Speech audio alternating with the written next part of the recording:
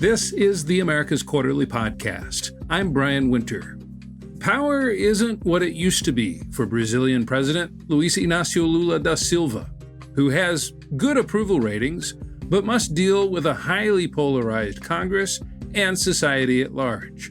Today on the podcast, an overview of Brazil's politics and economy following recent municipal elections. On the one hand, Lula feels a bit frustrated that he's not higher. At the same time, he's dealing with a Congress that he needs to negotiate item by item. He does not have a stable legislative majority. It is a centrist bloc that is willing to work with him on, and you look at most of his economic measures got approved, but the difficulties are mounting in Congress to get things done, which is natural over the course of an administration. And he's dealing with a private sector, which has a lot of doubts over his government in financial markets and in the real economy, and a lot of concerns on fiscal management.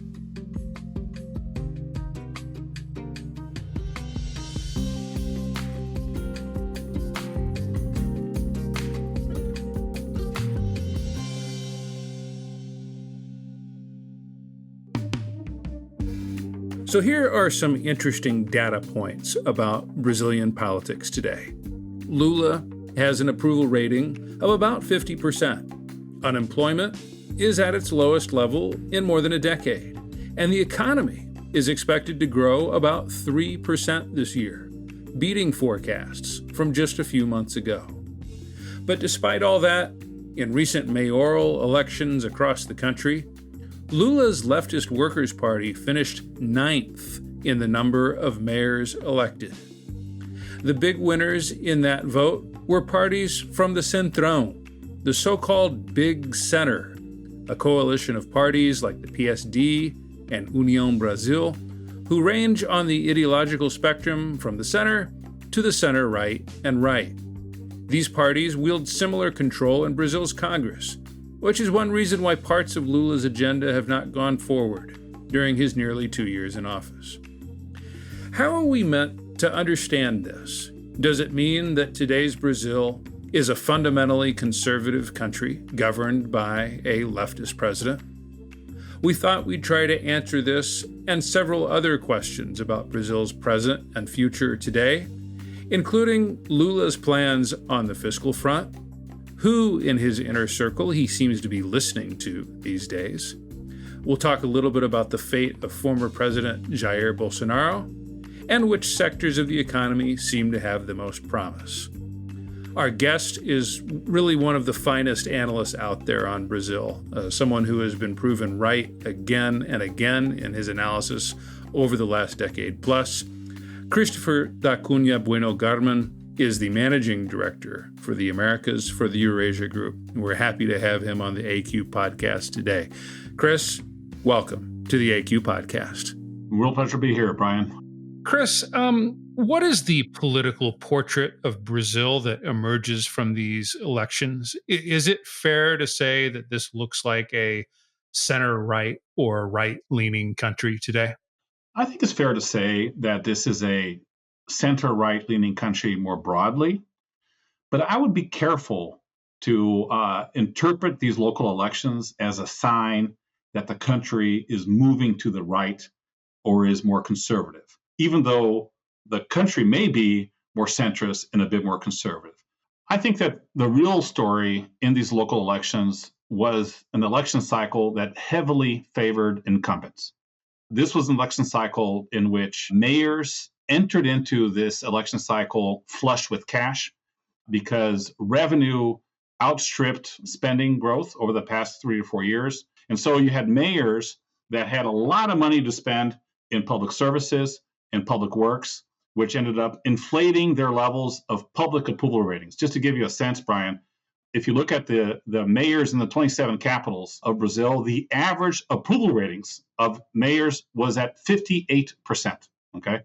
And then when we look at the level at which mayors were able to win re-election, you had a re-election rate of 82%. The average re-election rate of mayors prior to this election was 59%. It's usually hard to be a mayor. You're at the front line of public services, garbage collection, security, health, education. And historically, the rate of re-election of mayors is lower than that of governors and of that of presidents. This was atypical. This was a very, very good year to be a mayor. And so, and just to conclude the line of reasoning, the reason why the PT did poorly is because they were in the opposition. The PT only controlled about 250 local administrations, and they won about that same number. They essentially held court vis-a-vis the number of the mayors that they had. And the centrist parties, like the PSD, the MDB, and the progressives, they had the lion's share of the municipalities, and they kept them. Right. So I think that the continuity is really the most important message, not necessarily a sign that voters are shifting towards the right, even though we are in a more conservative country. This sounds to me like a story of one of the big trends in Brazil that we've seen in recent years, which is essentially decentralization.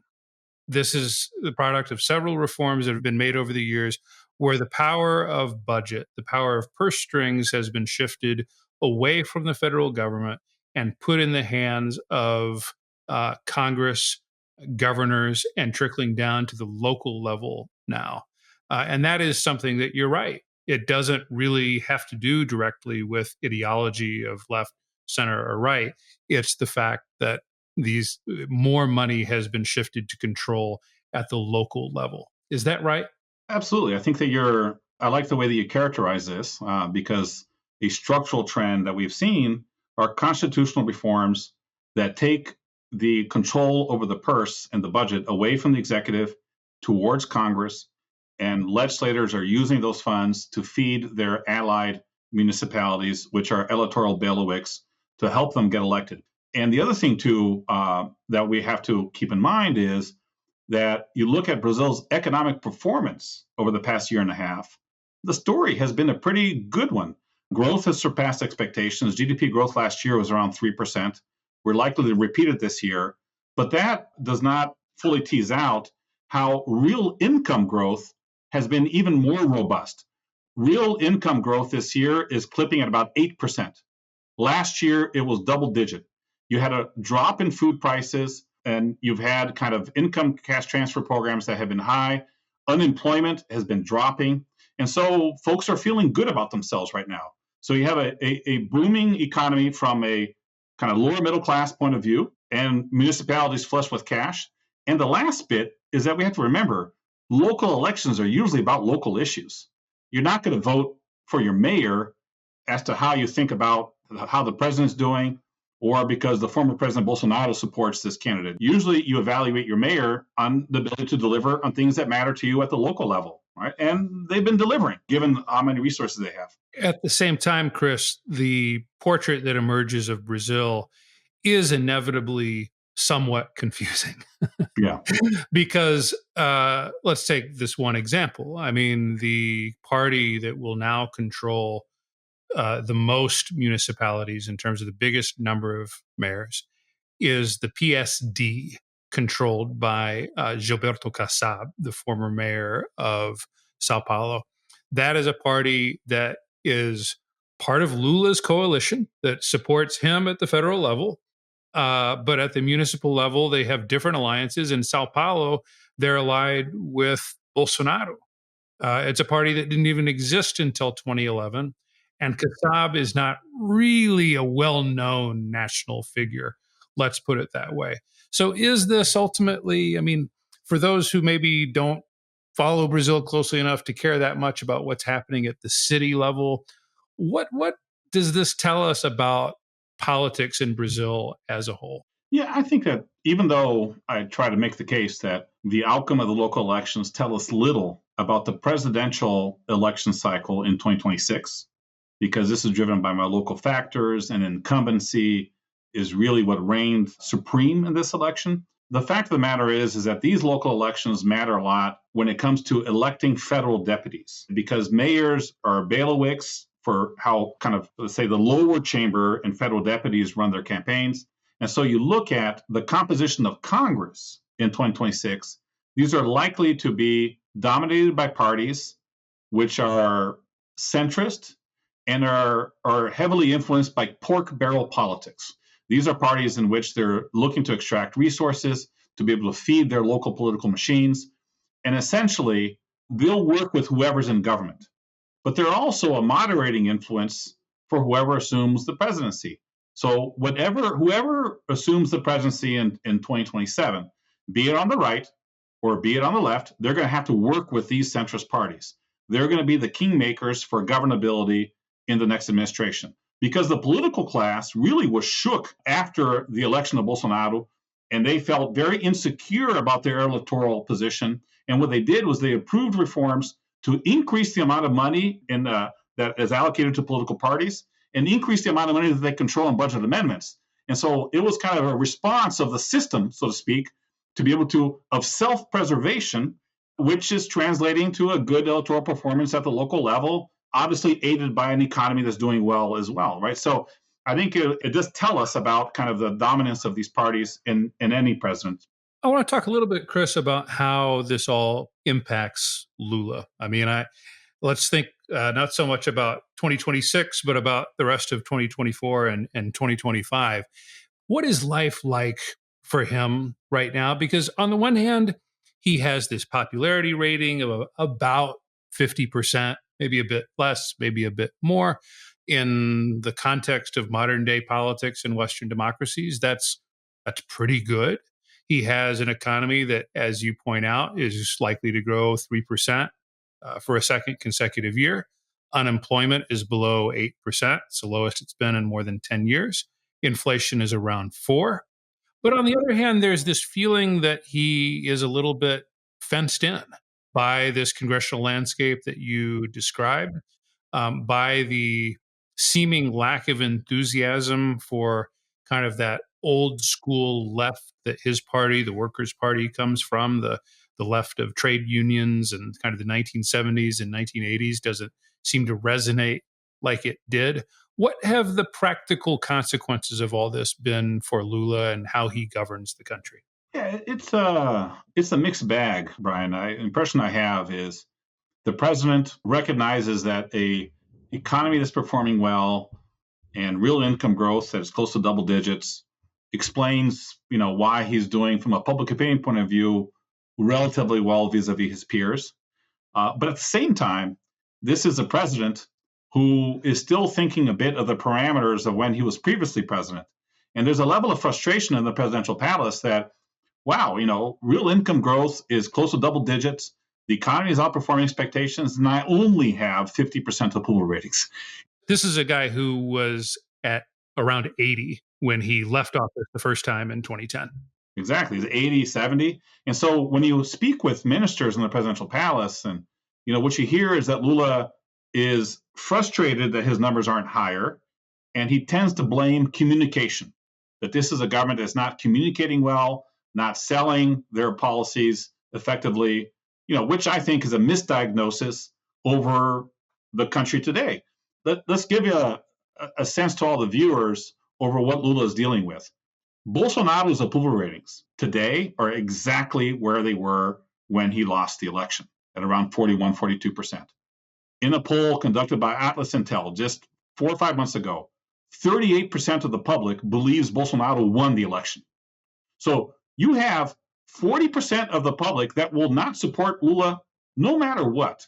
So his ceiling for approval ratings is probably around 57, 58. He's at 50. Okay, so he's not going to get much better than that. And so I think that on the one hand, Lula feels a bit frustrated that he's not higher. At the same time, he's dealing with a Congress that he needs to negotiate item by item. He does not have a stable legislative majority. It is a centrist bloc that is willing to work with him on, and you look at most of his economic measures got approved, but the difficulties are mounting in Congress to get things done, which is natural over the course of an administration. And he's dealing with a private sector, which has a lot of doubts over his government in financial markets and in the real economy, and a lot of concerns on fiscal management. And that's leading to a kind of a levels of in the financial markets, somewhat of a crisis of confidence over debt sustainability, which is weakening the currency and is pushing the central bank to have to raise interest rates right when the U.S. Federal Reserve is cutting interest rates. And so there's a bit of the anxiety in the presidential palace is, are we setting ourselves up for the economy to grow in the run-up to the presidential election cycle or not? That is kind of the biggest, I think, debate that is occurring between the economic team and the presidential palace. And the economic team is trying to convince the president, hey, we need to cut spending to allow the central bank to cut interest rates. I think that's the big debate. Chris, I want to talk a little bit more about the fiscal situation. But before we do, let me just ask you, what are the sectors in the economy that are doing well right now? I mean, what's driving this 3% growth? Last year, it was the agribusiness sector did particularly well with a bumper crop. But also what you had is, you did have a fiscal impulse where the government was, last year spent about 2 percentage points of GDP outside of the previous constitutional spending limit. This year, you're spending less than you did last year, but there is still kind of a residue of some of these new cash transfer programs, or at least that were grown. And as a result, consumption is rising. So you look at the automotive sector is doing very well, kind of basic consumer goods are also doing very well. Some of the businesses are suffering with higher interest rates, and so the cost of capital is rising, and some of the large businesses are feeling a bit of a pinch. But kind of on the real economy and the kind of consumption of patterns of the middle class, it has improved. And part of the reason, Brian, it also helped is kind of food prices dropped last year.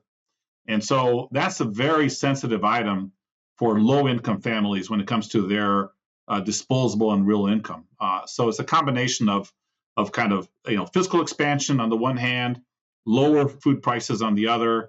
And then there's a last element, which is a debate amongst economists, which is, we've gone through a cycle about 6 years of reforms, labor reform, privatization of sanitation companies, central bank autonomy, and now Lula enacted a tax reform that will generate dividends in the future. But there's a debate over whether a cycle of reforms has increased productivity in the economy or not. Economists give idiosyncratic reasons for why growth surprised positively every single year.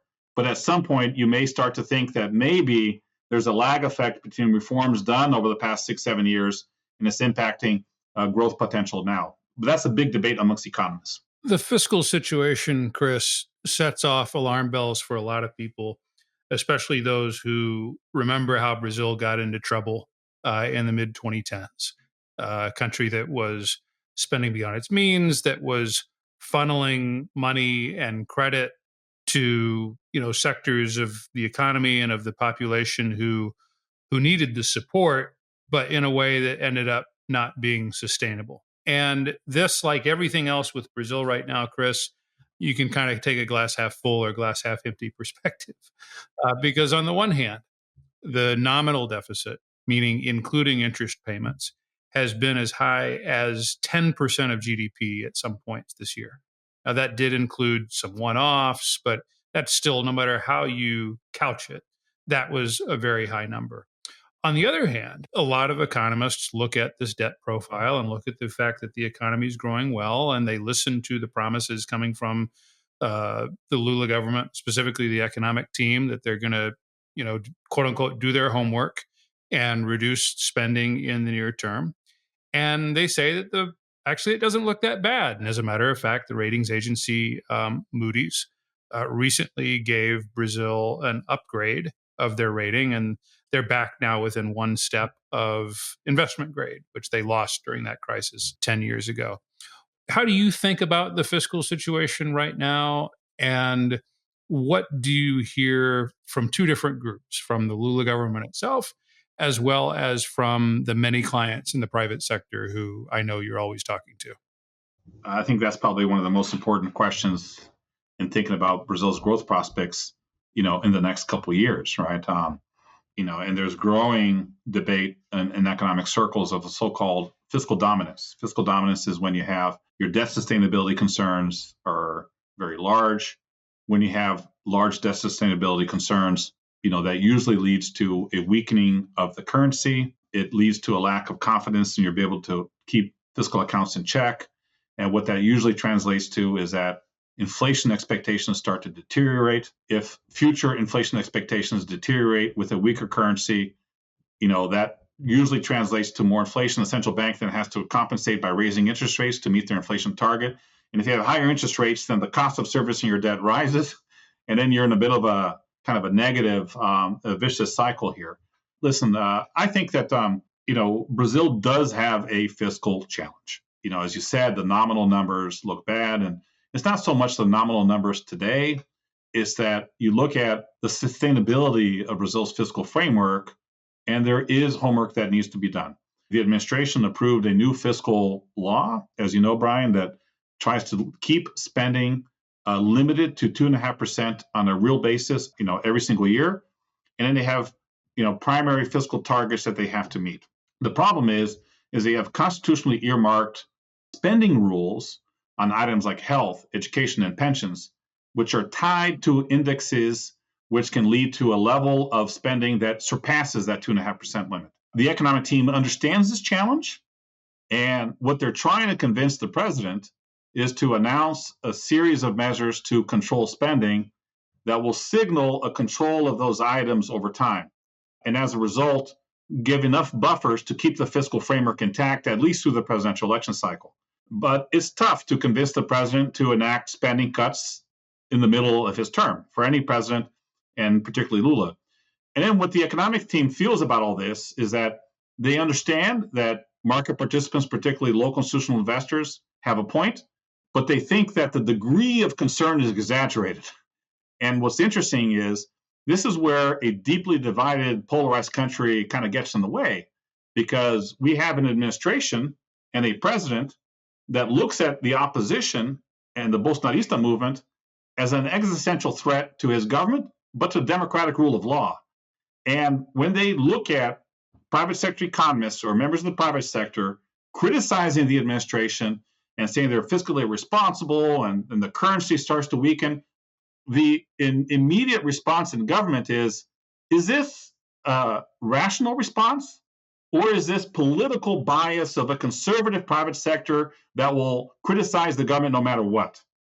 And so I think that we're in the middle of a government that has a hard time figuring out what is earnest signal versus what is noise.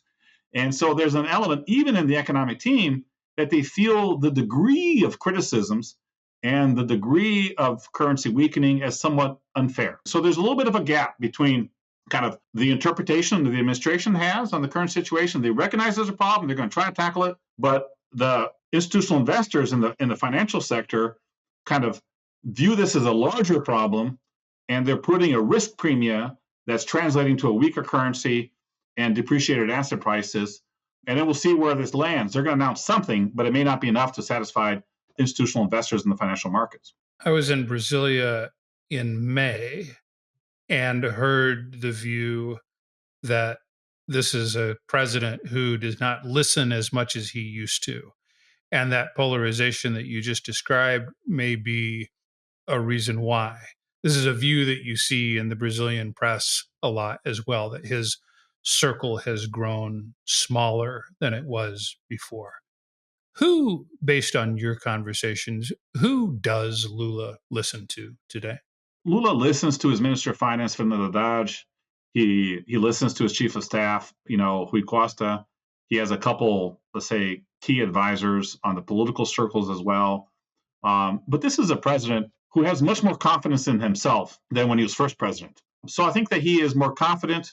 He looks at a deeply divided country. He's a bit more skeptical of the private sector, and he views some political bias in some of the views coming from the private sector. Now, that doesn't mean that Lula isn't, that he doesn't listen. I think that, I think it is more centralizing, and there's a larger distance between him and his advisors. In his first mandate, he had a lot of ministers around him that helped construct and build the party with him. So there are a little bit more partners. Now there's a more hierarchical relationship between him and his ministers. And it's interesting, Brian, that the first reaction that Lula had to when the currency started to weaken was anger, because he essentially saw the currency weakening as a conservative private sector wanting to weaken me to elect the opposition governor of São Paulo, Tarcísio de Freitas, to the presidency. And so rather than react to a currency sell-off by saying, okay, now I need to start to tighten my belt on the fiscal, he blasted the central bank more.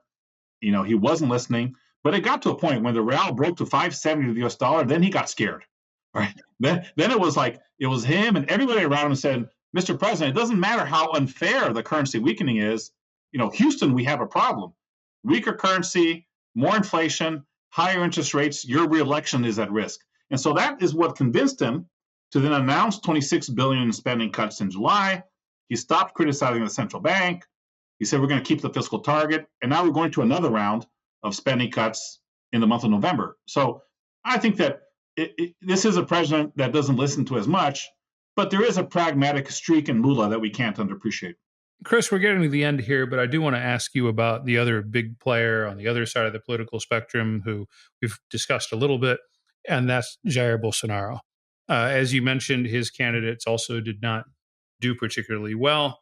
Bolsonaro is, of course, technically disqualified from being a candidate for president again in 2026 because of his questioning of the Brazilian election system back in 2022 when he lost the election. What is, in sort of broadest terms, the state of the Bolsonaro political dynasty today? And how do you think that's going to develop here over these next 2 years? Yeah, I think that kind of commentary and views of his political demise are probably overstated. You know, some look at the local elections. They say the Bolsonaro's candidates didn't do particularly well. They look at the city of São Paulo, where you had kind of a new emerging figure on the right, who was this online media phenom of an online coach. His name was Pablo Marçal. And, you know, he has embodied a rhetoric, very much anti-system rhetoric, inflamed rhetoric, and he did very well in the local elections. He didn't win, didn't make it to the second round runoff, but he was a hair away from making it to the second round runoff without Bolsonaro's support. But what the election in São Paulo shows is that if Bolsonaro supports somebody who is moderate, seen as centrist, and does not have an anti-system credibility, he will open up a flank for someone who can occupy that space. So I think that the notion amongst economic elites in Brazil is that now that Bolsonaro is ineligible, he can't run, and then we can have a back to normalized politics of centrist, center-right candidates occupying that empty space. Specifically, they're thinking of Tarcísio de Freitas, the governor of São Paulo. Tarcísio de Freitas, and if it's not him, other governors like the governor for Goiás, Ronaldo Caiado, or the governor, also Ratinho Jr., right, in the South. So there's a good crop of governors out there.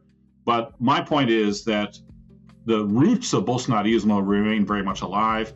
And if you don't speak to that anger, right, you open up a flank for someone who will. Brazilian politics, still very polarized, still very unpredictable, still worth watching as we move forward. Chris, I love your work. I'm so happy you were able to join us on the podcast and talk about all this. Thanks so much for being here. Thank you much for the invitation, Brian. It was a real pleasure to be here, as always. Thank you for listening to the America's Quarterly Podcast. If you enjoyed this episode, please leave us a review, give us a rating, and subscribe wherever you get your podcasts. The America's Quarterly Podcast is produced and edited by Luiz Franco. Our sound engineer is Gabriela Baez.